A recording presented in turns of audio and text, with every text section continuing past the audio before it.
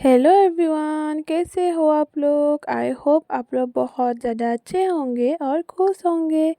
तो आज मैं आप लोगों के लिए फिर से लेकर आई हूँ transparent dress try on hall.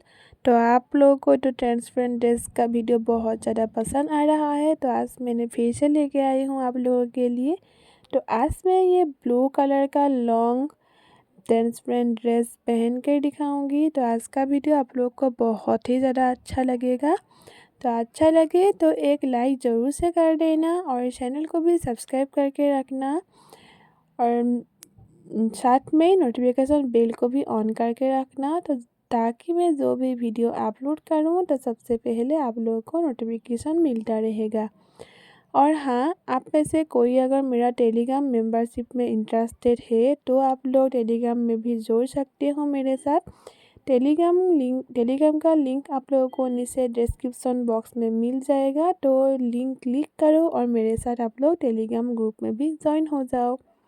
बिल्कुल भी मिस मत करना, बिल्कुल अपना टाइम वेस्ट मत करो, फटाफट से वो लिंक क्लिक करो और मेरे साथ आप लोग टेलीग्राम ग्रुप में भी ज्वाइन हो जाओ।